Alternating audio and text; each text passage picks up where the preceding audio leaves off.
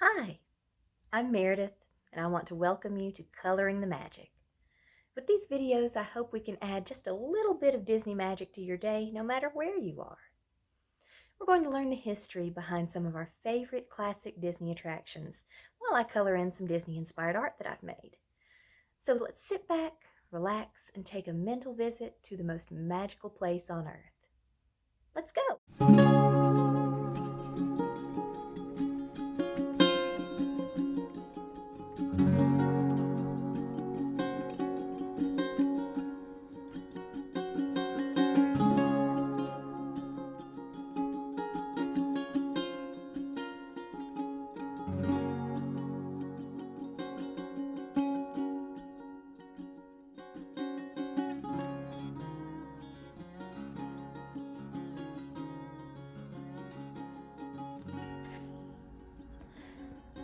I wanted to start with an attraction that makes a good first.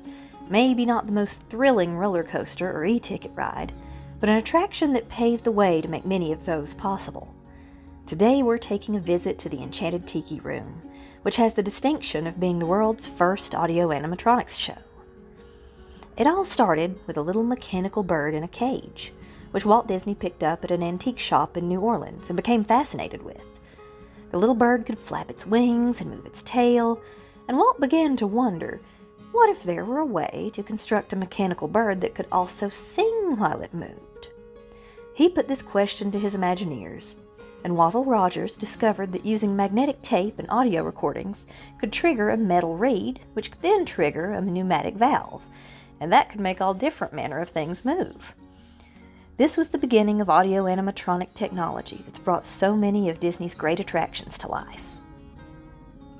Raleigh Crump designed the tikis around the exterior and interior of the building. This was Crump's first foray into sculpting. He brought his plasticine clay out into the parking lot to work on it to keep it warm, and used a plastic fork from the studio's cafeteria as a sculpting tool. Crump also designed the rotating birdmobile at the center of the auditorium, and the moving tikis that chant from the walls, which have gems inside their eyes for extra sparkle caused by the vibrations of their drumming. In the early stages of designing a show around singing tropical birds, Disney wanted to utilize the concept for a dinner theater, sharing a kitchen with Tangaroa Terrace and the Plaza Pavilion restaurant on Main Street, USA. But as more technology was developed to make the show happen, the Imagineers pivoted away from that idea in favor of letting guests focus on the birds instead of also trying to focus on a meal. However, there are still secret compartments for the coffee bar that was part of the original design inside what became the fountain at the center of the theater. Harriet Burns, Mark Davis, and Blaine Gibson designed the birds and flowers. They took painstaking care to make sure everything was as lifelike as possible, with a few little bits of exaggeration to make sure certain features were more noticeable. The combination of cutting-edge technology and masterful craftsmanship, including real feathers for all of the over 220 birds, was just short of breathtaking. When Walt saw the birds in motion for the first time, he famously asked, "Why aren't they breathing?" Harriet Burns recalled in a 2005 interview that the birds breathed out just fine, but when they breathed in, they scrunched. They looked like they had mites, she said. She tackled the problem of the feathers being too dense to make the bird's chest plates movements more noticeable. She found her solution one day when watching Walt in a planning meeting and noticed that his elbow moved beneath his sweater in a certain way that looked exactly like what they needed to make the bird's breathing look realistic. She redesigned them to have chests covered in special cashmere, and that moves with their internal structure. The Sherman brothers, Richard and Robert Sherman, Disney's music men who were behind so many of the classic Disney tunes, wrote the Tiki Room song. But the other two main songs of the show, Let's All Sing Like the Birdies Sing and what's become known as the Hawaiian War Chant, have their own histories. Let's All Sing Like the Birdies Sing was originally written in 1932 by Robert Hargreaves, Stanley J. Damerel, and Tolchard Evans, and was inspired by the French cabaret hall, the Folies Bergère. If you listen closely, Pierre will point this out to the audience before introducing the lovely ladies of the ensemble, just like the Folies Bergère with all the feathers. Hawaiian War Chant, the song featured in the musical Luau, isn't actually a war chant at all. Originally written in the 1860s by, let's see if I can say his name, Hawaiian Prince William Pitt Leleohoku II. The song was titled We Two in the Spray. It's an important piece of the cultural history of the Hawaiian Islands. Leleohoku, his two sisters, and his brother are credited with the revival of native Hawaiian music in the later half of the 19th century. They were called the Heavenly Four by the Hawaiian Music Hall of Fame for their contributions to preserving and promoting Hawaii's cultural music history. He composed We Two in the Spray when he was somewhere around 10 to 14 years old, and it's considered one of his greatest compositions. It was first a love song about two young lovers having a clandestine meeting, and was first recorded in 1913. But a band leader for a hotel on Waikiki Beach took the tune and jazzed it up, and remarketed it as Hawaiian War Chant, which is the version we hear in the Tiki Room. The Tiki Room debuted in Disneyland in 1963.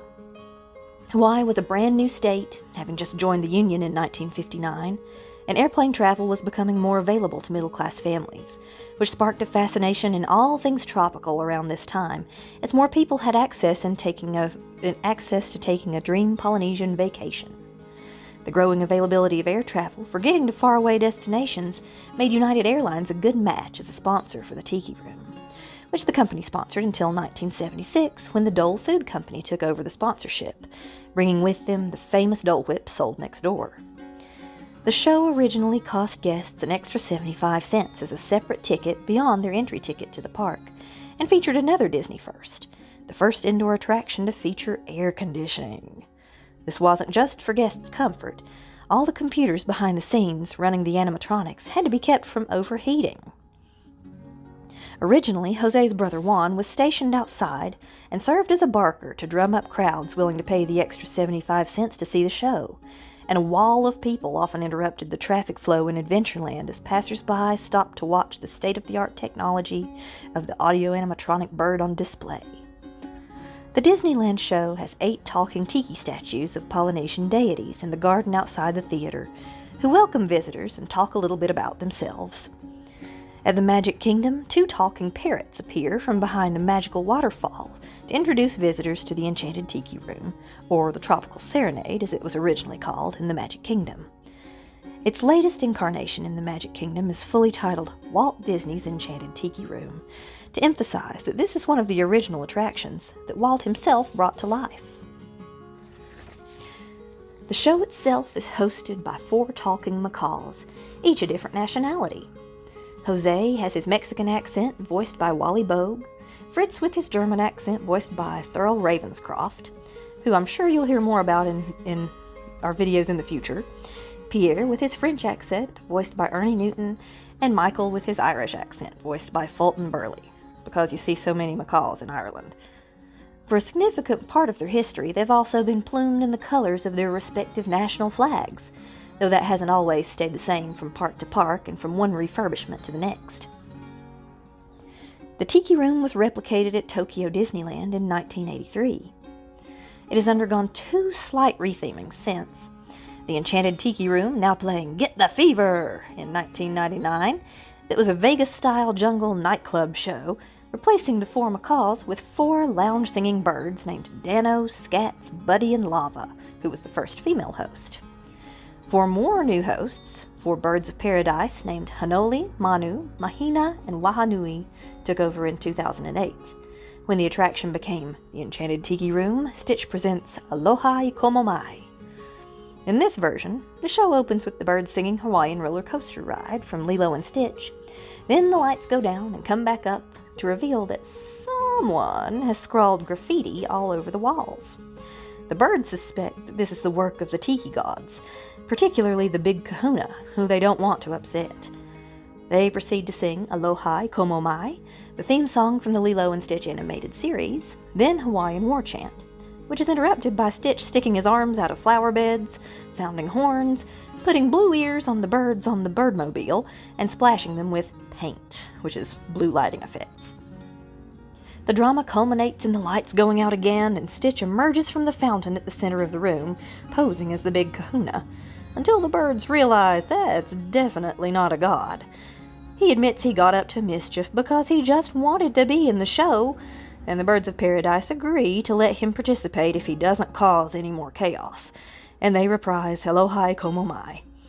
The show ends with Stitch declaring that everyone is now Ohana, and he spits out of the fountain in true Stitch style. We can't talk about the history of the Tiki Room without mentioning the unspeakable Tiki Room under new management. Die-hard Disnerds often get their ears in a twist about any kind of changes to Disney attractions, but one change in particular might go down as the most disliked update to an attraction in the park's history, putting the Tiki Room under new management. When Tropical Serenade first went down for extensive refurbishment in 1997, it reopened with the addition of 2 Disney intellectual property birds, Iago from Aladdin and Zazu from The Lion King, who, according to their agents, the parrots outside, had purchased the Tiki Room in its downtime and were making it hip again. Zazu served as the more conservative owner, wanting to keep the Tiki Room as it had classically been, but Iago rudely and loudly declares his other ideas, all centered around how much money he can squeeze out of the show. He insults the other birds and the audience and sings an obnoxiously self-centered version of A Friend Like Me.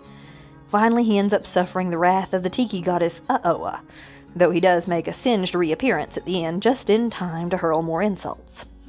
The changes to the script, the removal of the classic songs which were replaced by more rewritten intellectual property, and Iago's Iago-ness were vastly different from the charming, if maybe dated, original.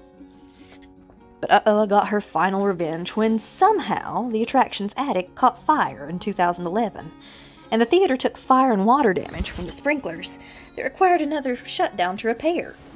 The Iago animatronic was particularly damaged. Coincidence? I think not. Imagineers rethemed the show back to its original form, and Uh-Oa can be found in a new home in Trader Sam's Grog Grotto at the Polynesian Resort, where bargoers can summon her wrath when they order her signature drink. That's been today's tropical sojourn, where the birds sing words and the flowers croon, and here we have José in all of his macaw splendor. I hope this brought a little bit of Disney magic to your day, and it would sure make my day if you'd be so kind as to like this video and subscribe to the channel. I hope you have a magical day, and we'll see you real soon.